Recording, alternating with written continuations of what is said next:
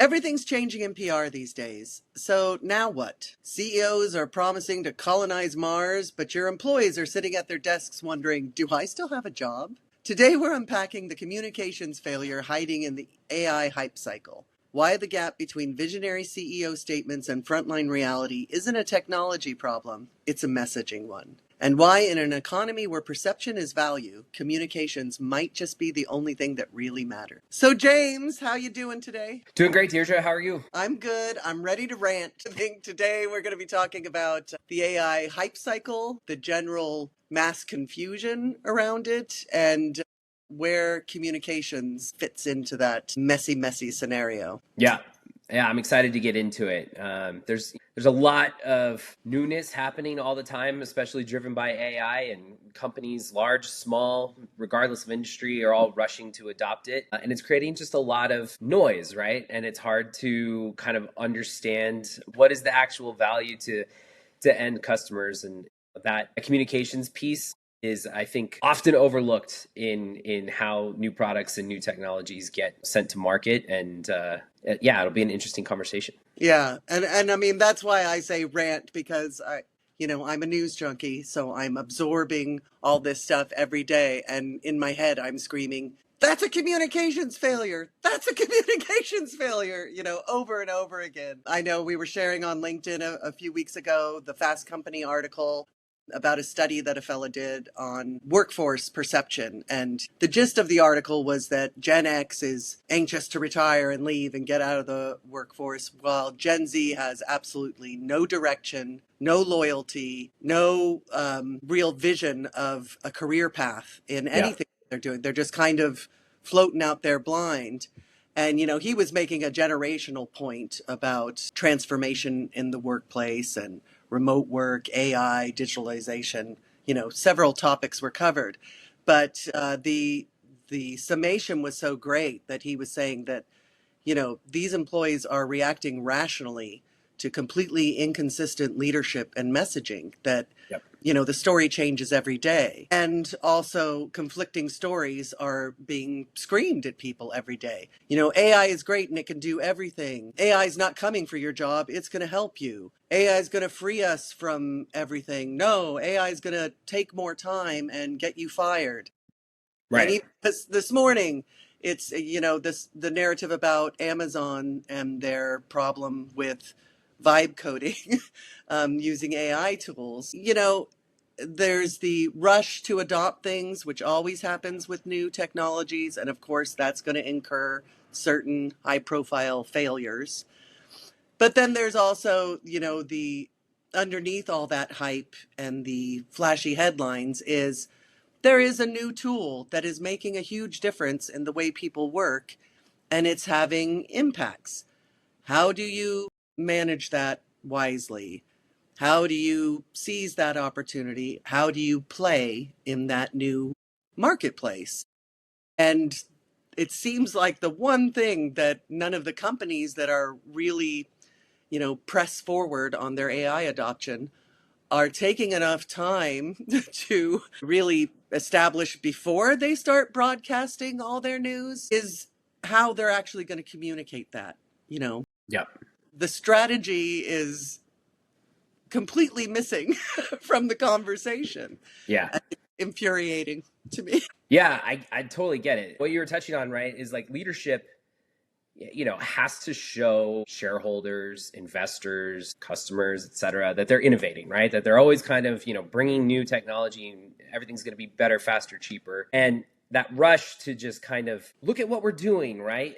Just kind of naturally falls into like, we're doing AI this and AI that. AI has obviously a lot of great applications where it makes sense, and it can certainly enhance, what a customer gets out of a product. But if that communication isn't there, or if it's kind of thought about haphazardly, or they figure it out kind of on the way, customers are kind of left to like wonder, all right, what am I supposed to make of this, right?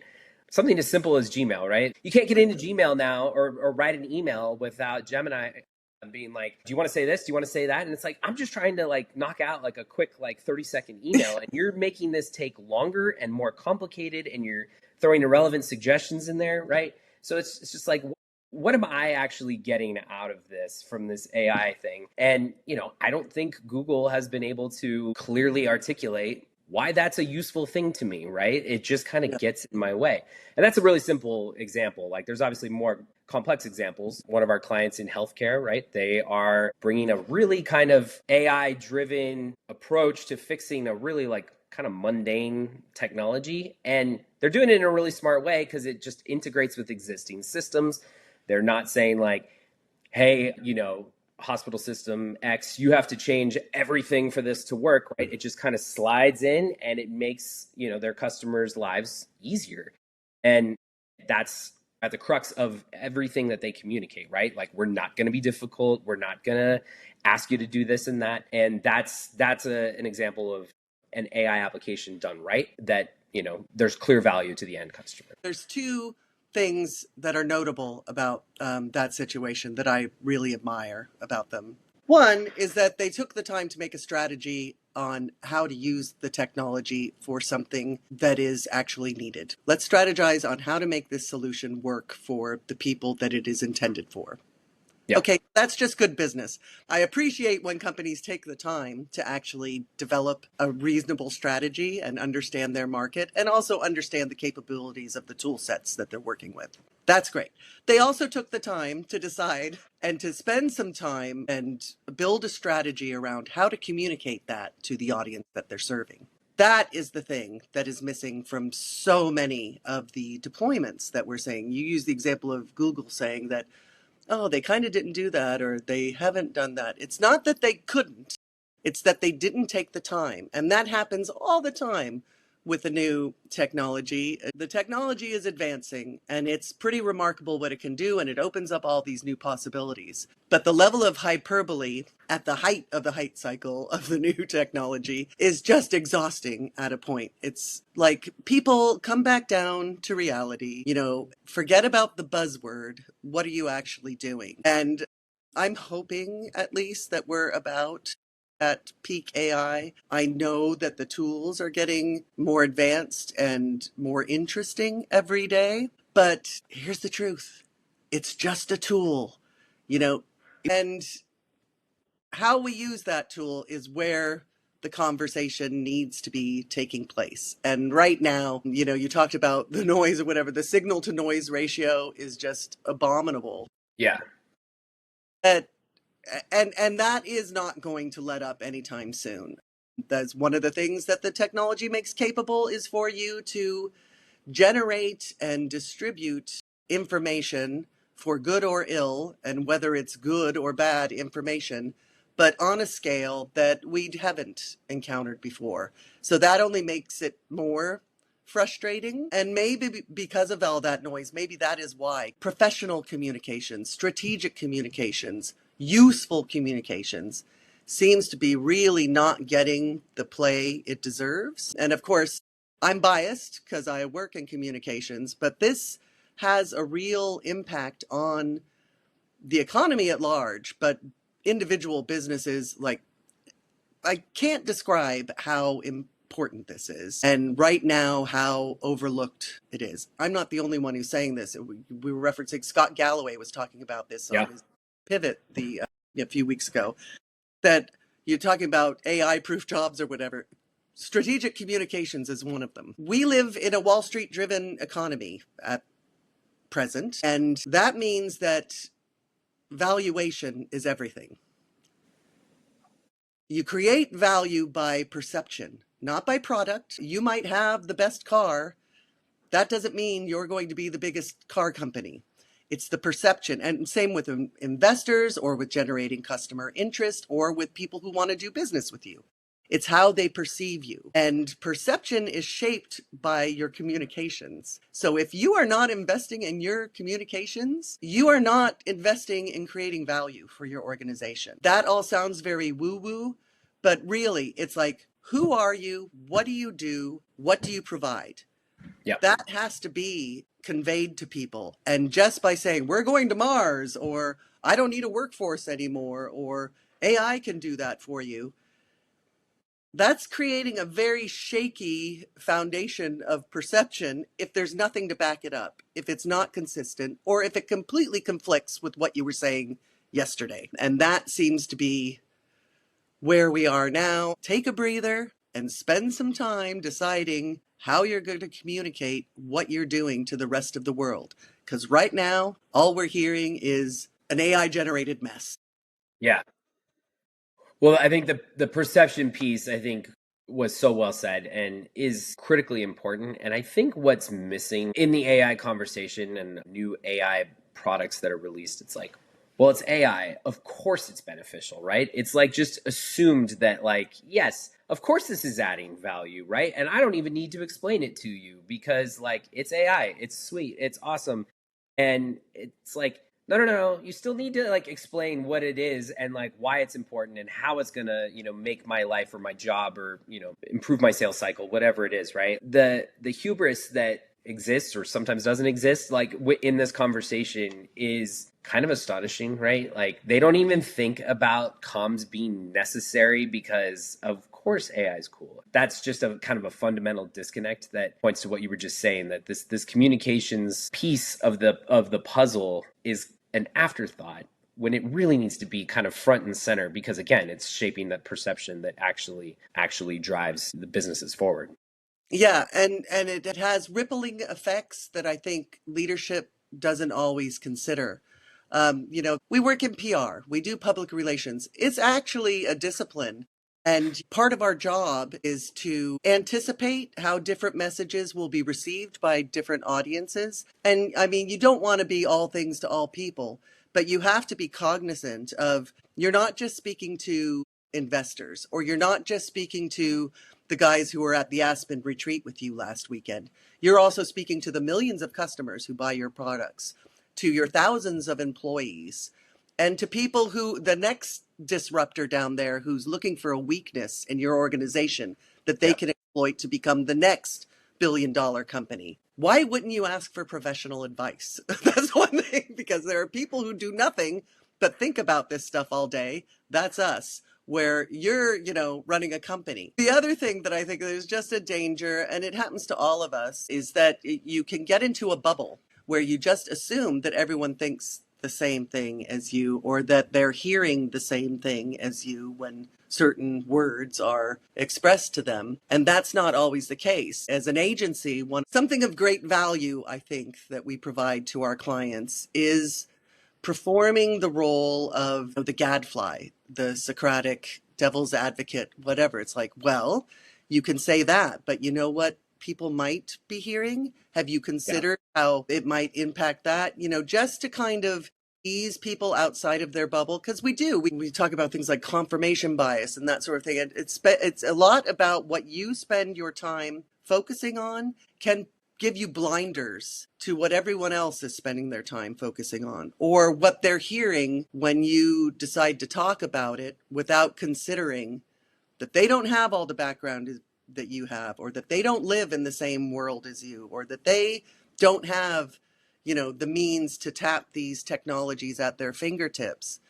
That whatever it is that you're doing, you kind of have to take the time to pare that down to its essential benefit Yep. or essential value, and start there before you start talking about it to the world at large. You're going to say one thing and mean one thing, and people are going to hear something entirely different. And once they have that perception, it's really hard to reframe that and to rehabilitate that into what you actually mean.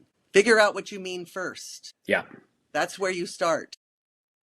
Yeah, 100%. And, it's important to remember too that not everybody has the same level of sophistication or understanding when it comes to AI too. The engineers and the product people that, understand this best, they just kind of assume that everybody thinks the way they do, right? And when I say everybody, I mean, yes, outward facing, but internally too, right? Yeah. You got to be able to communicate like, why is it that we're becoming an AI first company to your employees as well? It's an internal comms issue too. You see like the block news last week, right? Like that, there's an internal comms clunkiness to how that was, how that was communicated, right?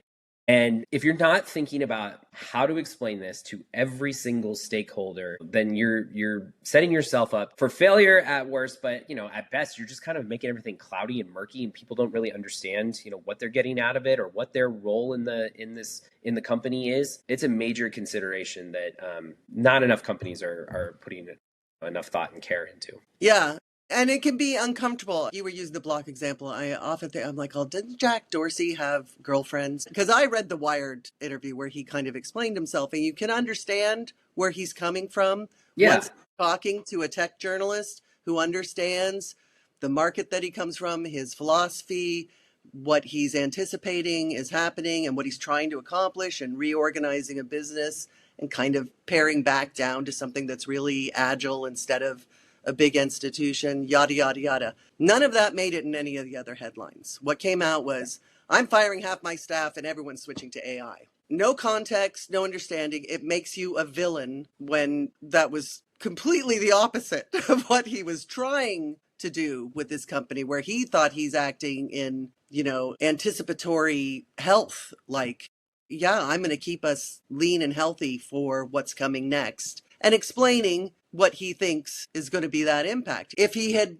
talked it out with a friend who was, offering the kind truth, somebody might have advised him, dude, you do not want those headlines. If we were representing them, I would think one of us would raise our hand saying, not so fast. It's just that's the role of being a consul, is a huge part of being a communications professional. Not just writing the press release, not just parroting what you said back to you, but actually questioning, does this fit with your strategy? Is it communicating what you want to communicate? Does it fit into your mission statement? Is this the value that people see from your organization? Are you reflecting that? Are you amplifying that? Or are you confusing them? Yeah. And of course, we're all slaves to the news cycle as well. What makes headlines? It's really hard not to jump in and and I'm AI too. Yeah, And that's exactly. AI too. And I'm going to do the same thing because it seems like that's what's getting the attention. Just because it's getting the attention doesn't mean that it's the attention that you want. That's where strategy comes in. Yeah. And it's also understanding two different ecosystems, which is something that I think you acquire over time in the communications profession. That, there are base skills, but there's also, you become familiar with different industries and how they view, particularly when we're talking about technology, something like AI, how they view innovation or new technologies. There's a difference between, in the tech community, you want to be the first, be the fastest, look at us, woo, we're way on the cutting edge. That creates a perception of value for a tech innovator. You go to something like financial services, and yeah, they want all the fast, cutting edge, great technological capabilities too. But nobody wants to be first. They want to make sure that it works perfectly, that it's governed properly, that they have compliance, that they've done risk analysis, and that it's not, because people do not have any forgiveness when you mess something up that touches their money. So a very different perception that you want to be making depending on what industry you're involved in overall. And when that applies to different degrees to things like health tech or ed tech or even energy innovation, there's a different vibe for those industries, and you have to be cognizant of that. I think communications are super important for business. What practical advice, James, Yeah. do you give our clients? Yeah, so it's it's the same advice that we give a lot of times, is right. You got to bring communications in at the beginning, and that could be at the beginning of a new product cycle. It could be a brand new company, whatever. Whenever you've got something that's eventually going to have to get out to the public, right, or to your stakeholders, bring communications in at the beginning, right? Because again, there's so much noise, so much new, so much innovation, right? People are fatigued about that. And the AI fatigue is real, and is causing a lot of, listeners to kind of go, oh, okay, great, more AI. What does that mean, right? And people are searching for the value. People want to know, why does this matter to me? Why does this matter to my business, right? And again, that has to be clearly articulated at the beginning. And as that product is in development, communications needs to be working in parallel with those product teams and decision makers. How are we going to say this in a way that we make people care and understand why it is we're making the decisions we're making? Yeah. So there's really no substitute for bringing in PR and comms early in the process, right? Again, we always talk about how like a lot of founders kind of, all right, build. All right, let's take it out to market and bring in the PR team and they'll just kind of make it happen, right? Yeah. And again, that's not really setting anybody up for the kinds of results that we're looking for. It has to be an integrated process from the beginning. Yeah.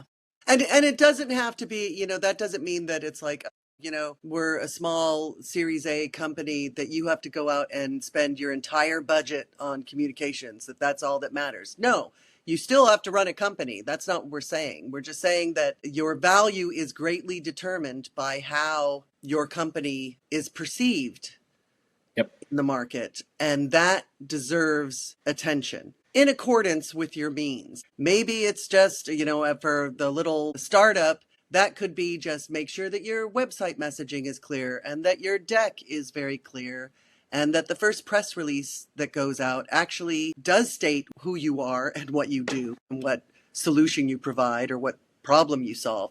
But that something like your boilerplate actually communicates who you are and isn't just a bunch of jargony gobbledygook that will go way above or below or around the understanding of the people that you're trying to communicate with. It makes perfect sense to me. Well, your customer isn't you. They should kind of like understand, what exactly do you do? Yeah. And it can't just be, I do AI, because no one's listening anymore. That ship has sailed.